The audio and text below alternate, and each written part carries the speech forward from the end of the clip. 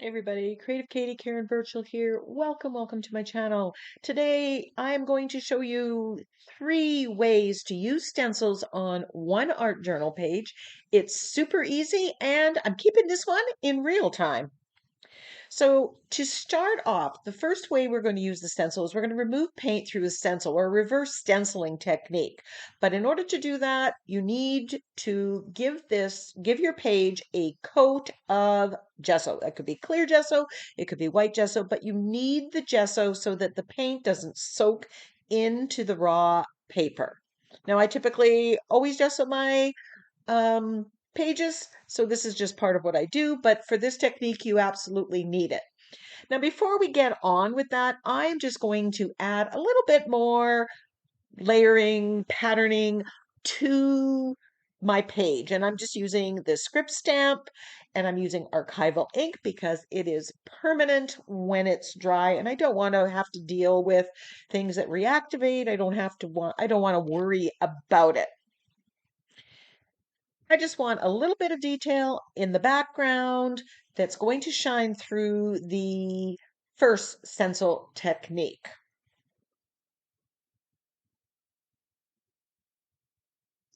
I do give this a little bit of a dry before I move on to the removing paint through a stencil. So to do that, I'm putting a little bit of my acrylic paint. I'm using Liquitex Basics here primarily. While it's still wet, I'm going to put on the stencil. I'm using this kaleidoscope stencil. It has nice wide openings. So you want to choose a stencil that has bigger openings, and I'm using a baby wipe and wiping it through. Depending on how much you wipe, it's going to give you some variation very easily and quickly. Then I'm going to put this in a different place, put the stencil on, and remove it through the stencil. Now, you're not looking for perfect stenciling. This is just background, base coloring it with some patterning on here. Now you'll notice that my stencil is dirty. There's acrylic paint on it, and a bit of that coloring was coming off when I was wiping. So take the time to clean your stencil before you do this, unless you're okay with transferring some of that color. So now I'm moving to yellow and I'm just going to do the same technique, same stencil as I move along. Now the colors that I've chosen here are inspired by the colors that are outside my living room window. The colors of fall. We've got some beautiful maple trees, the orange, reds, burgundies, yellows, and that's what really inspired me to throw this color down. You can see how that script stamp that I put there is coming through. These paints are fairly translucent, so anything that's underneath is going to come through. Although being the first layer, parts of that may not show through, and that's okay because you're going to get those little bits, and that's what really makes a page interesting. So I've added some quinacridone magenta was the first color, cadmium yellow, and then I've got bright orange here. This I don't believe is Liquitex. I believe it's just the Michael's Artist Loft brand. And I'm just working my way, adding color. You can go over top the paints that you already have, just like you see me here. I'm going over the yellow and a little bit over the pink. Remember, I am just building an interesting, colorful background, basically the base color. But I'm using a stencil to give me a little more interest, a little more pattern. Here I've switched to um,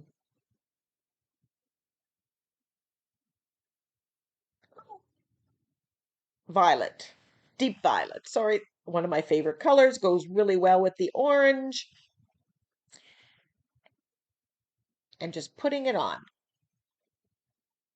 I know I'm going to be adding more to this background, so you're not going to see the stop and start of one color to the other. We're going to kind of push some of that back and blend that away down the road. There is no right or wrong way to do this. There is no right or wrong color scheme. You can use any colors. Now, I know these colors all play nice together and are going to make nice colors. So if they are still a little wet, I'm not going to end up with mud. If you're unsure, just test it out on the side to make sure that you're not making a color that you don't like. So that stencil technique number one. Now here's the second way to use stencils. Basically, I am using black through a stencil. Now this stencil, again, is from Crafter's Workshop. It is a bird stencil with all this beautiful detailing. So this is more like a focal image stencil. Now they have a whole series of birds. They have a whole series of flowers that you could do with this. But you could use any kind of image stencil for this. And I am just putting black paint on a makeup sponge, tapping off the side and applying the paint. I'm going slowly and carefully. I don't want the paint to be too wet on the makeup sponge so it squishes under the stencil.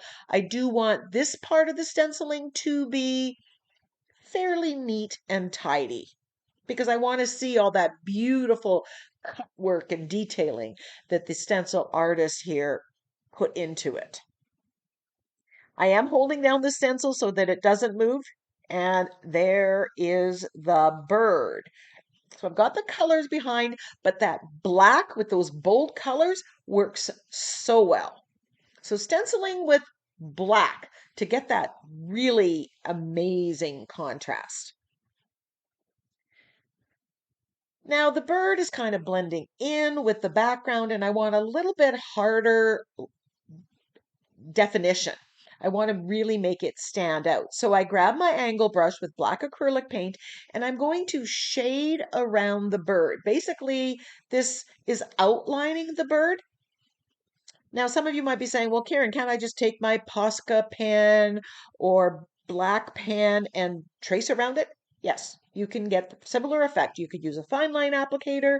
I like using the shading here because it's kind of diffused and you get the shading as well as the outlining. And this really makes this bird stencil or any kind of stencil, it gives that form to it. You're closing those open areas that come with the stencil. Now you may notice that my bird is seemingly floating in the air, although he's perched. We're going to deal with that a little bit later. But I'm just loving these bright, bold colors with that black. And the shading here just really makes it stand out.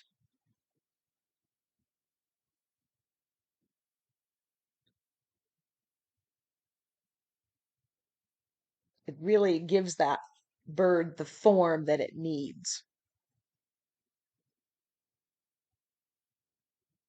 I do believe that I do go back and I give it a little bit more shading to just add to the overall effect. But you can go over it as many times as you want. Do a little bit. Is that enough? Then come back and do more. While I'm doing this, I just would like to encourage you, if you like my videos, please give them a thumbs up. Please give a comment and share them. For whatever reason right now, YouTube doesn't seem to be favoring my channel. My views have dropped. And so if you appreciate it, help me out by liking it, leaving a comment, sharing it with your friends. Now I want to add a little more interest to my background. I'm just putting the stencil of the bird on top so I don't get the marking on the stencil as much as possible.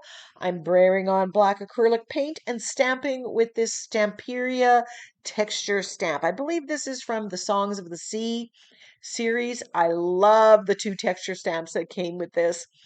They are so versatile.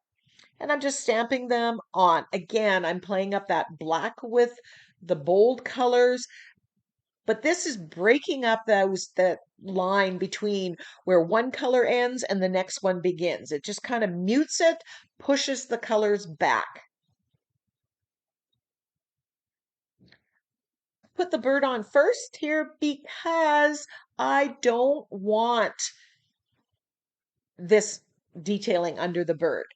Here I'm showing you that I just spray it with my Murphy's Oil soap and I clean my stamps. You don't want to leave the acrylic paint on them and let them dry because it will clog up your stamp and effectively ruin it over time.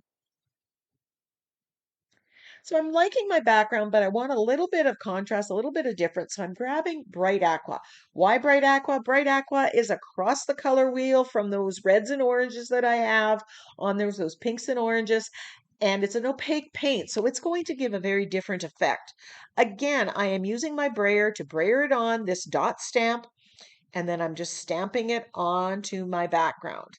And again, I've put the stencil of the bird on there so that for the most part, I'm going to prevent me from getting any of this aqua paint on the bird. I don't want the bird to have that detailing.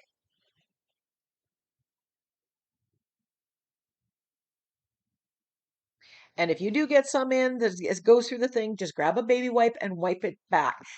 Everything on my page is permanent when it's dry. So that affords me the opportunity to use a baby wipe or a wet cloth and wipe it off.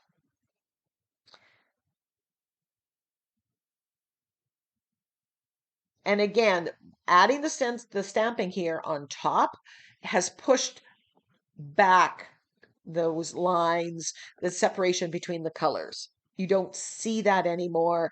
It's just background color and interest.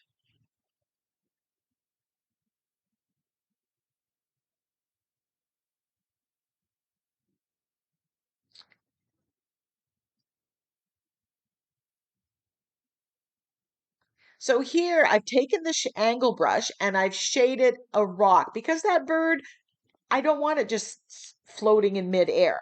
So you could have painted a branch for the bird to sit on. I'm putting it on a rock. I had the wrong size there. So here I grabbed a baby wipe, wiped it off, and then I'm just painting or shading in the rock. Now I thought to keep the background the same color here, just have that shading mark out the rock. Wasn't quite happy with it, so I came back and I thought, I'm just going to give this a wash of watered down black paint. Then I can still see the patterning behind it, but it's muted. It's a little bit different than the rest of the background. So that's what you see me doing here. Although when I get to this point, I'm thinking, no, that isn't quite what I want to go. And so I grab straight up black paint and I just paint the block or the rock black. And I like that solid black. It just makes the bird stand out a little bit more, grounds the bird, and ties in with this black stamping that is in my background.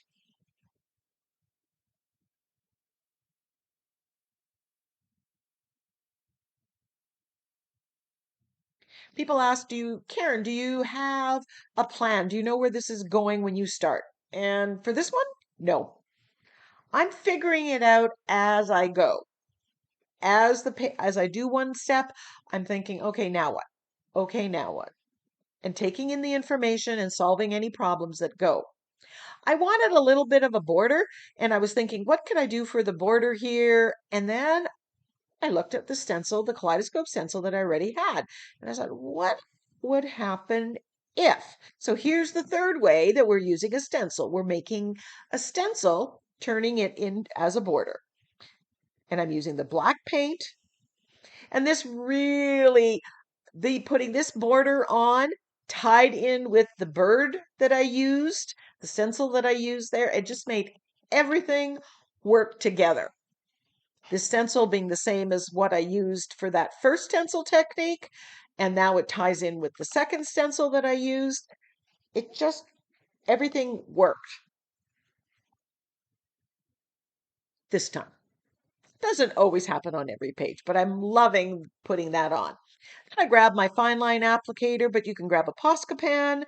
And I'm just adding a little bit of white detailing in there. Again, this brightens and lightens the page, adds a little bit of detail, but I'm not being overly precise by far. I've kept this video all real time to show you exactly how long it takes. Now, I've also cut out parts like drawing time to it But this video is under 20 minutes. In total, this page took about 30 minutes. So this is a quick, easy page. And it's very effective.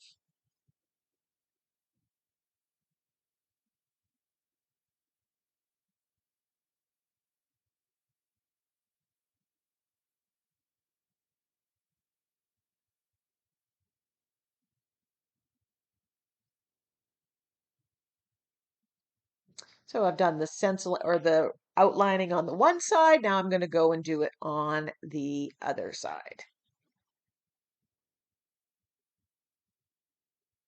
If you haven't used the fine line applicator, what's in here is just my regular Liquitex Basics white paint that I've thinned down, and there is no recipe. It's trial and error. You want the paint to flow with minimum pressure. So I typically put a little bit of paint, add a little bit of water, shake it up, test it back and forth. I do not fill the bottle. I highly don't recommend. You will not use very much paint. You don't need to mix up a lot. And I just use regular water, and I've never had an issue with it. It sits over a good long period of time. Every once in a while, you do need to clean the nozzle. And then I thought I'd bring the white in here and just did some dash. But as I'm looking at the video, I'm thinking I could have done some more triangles there to tie it in. Just freehand those same kind of triangles on the rock. My little bird's perch.